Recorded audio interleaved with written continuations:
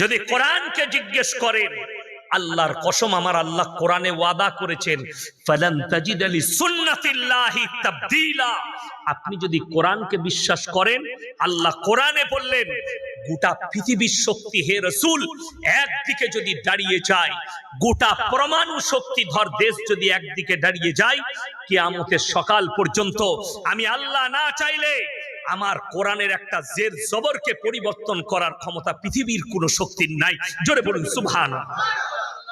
শুধু তাই নয়, যারা কোরআনকে মিটাবার স্বপ্ন দেখছে, কোরআনকে মিটিয়ে দেব, হে মুসলমান আপনি ঈমানকে মজবুত করুন। আমি কি বললাম?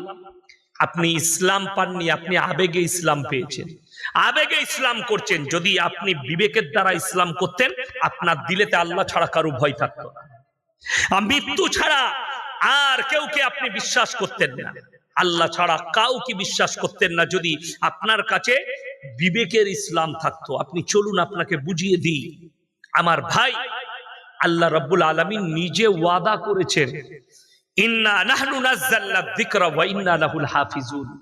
আমি এই আল্লাহ কোরআনকে অবতীর্ণ করেছি আর এর হেফাজতের দায়িত্ব আমি আল্লাহ নিজে নিয়েছি।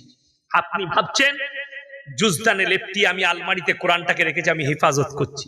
আপনি ভাবছেন মসজিদে কোরআন রেখেছি, আমি হেফাজত করে রেখেছি আলমারিতে। না, ওই জুজদানের ভেতরে কোরআন হেফাজতে নেই, ওই লেখার মধ্যে হেফাজতে নেই। কেন? আল্লাহ রাসূল সাল্লাল্লাহু আলাইহি সাল্লামের হাদিস যে কিয়ামতের পূর্বে আল্লাহ তাআলা কোরআনের আয়াতগুলো তুলে নেবেন, এই কাগজগুলো সব সাদা হয়ে যাবে। জোরে বলুন সুবহানাল্লাহ। আল্লাহ ইচ্ছা করবেন তখন, কিয়ামতের পূর্বে। তার আগে শুনেলেন এই দেশে 200 বছর রাজত্ব করেছে ইংরেজের বাচ্চারা। গুজরাটের গোমতী নদীর তীরে 10 লাখ কোরআনকে জ্বালিয়েছিল তারা আগুন দিয়ে। কিন্তু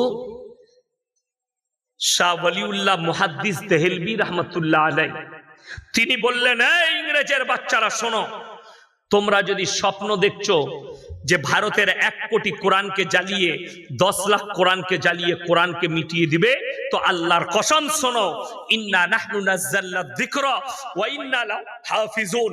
এই কোরআনের অবতীর্ণকারী আল্লাহর হেফাজতকারীও হচ্ছেন আল্লাহ।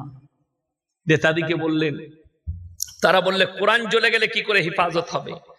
শুনেলেন কত সুন্দর দলিল দিয়েছেন। একটা মাদ্রাসা তালবিল ইলম, একটা হাফিজে কোরআন, সেই 10 বছরের বাচ্চার সিনেতে 30 পারা কোরআনকে আল্লাহ গেঁথে দিয়েছে। একটা হাফিজে কোরআন যদি জিন্দা থাকে, পৃথিবীতে 100 কোটি কোরআন ছেপে চলে আসবে। জোরে একবার বলুন নারায়ে তাকবীর, নারায়ে তাকবীর। ইসলামকে মিটানোর ভয় আপনাকে যে দেখাচ্ছে সে ভুয়ো দেখাচ্ছে, ভুয়ো। আপনি জানেন ফাঁকা কলসি বাজে বেশি? ফাঁকা কলসি বাজে না বাজে না?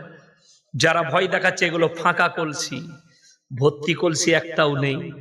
আরে ভেবে দেখুন, যারা ইসলামের বদনাম করছে, ভারতের 1 শ্রেণীর মিডিয়া তারা লেগে আছে, সকাল থেকে তাদের কাজ মাদ্রাসা, মসজিদ, দাড়ি, টুপি, ইসলাম, এইটা না আলোচনা করলে তাদের পেটের ভাতই হজম হয় না। আপনাদিকে দলিল দিয়ে যায়, যারা বলছে ইসলাম খারাপ ধর্ম, শান্তির ধর্ম নয়, তাদেরকে বলি ইসলাম এত খারাপ, ইসলাম এত খারাপ যে মাইকেল জ্যাকসনের মতো পৃথিবী বিখ্যাত ড্যান্সার ইসলাম কবুল করতে বাধ্য হয়ে গেল। জোরে বলুন সুবহানাল্লাহ। ইসলাম এত খারাপ, ইসলাম এত খারাপ, পৃথিবীর শ্রেষ্ঠ বক্সিং ফাইটার মাহমুদ আলী ইসলাম কবুল করতে বাধ্য হয়ে গেল। জোরে বলুন সুবহানাল্লাহ। ইসলাম এত খারাপ, পাকিস্তানের ক্রিকেটার ইউসুফ ইউহানা মোহাম্মদ ইউসুফ হয়ে গেল। জোরে বলুন না সুবহানাল্লাহ। ইসলাম এত খারাপ, যে লোকটা বলবীর সিং প্রথম বাবরি মসজিদে হামবার মেরেছিল, আল্লাহ তাকে ইসলামের জন্য কবুল করে নিল। জোরে বলুন সুবহানাল্লাহ।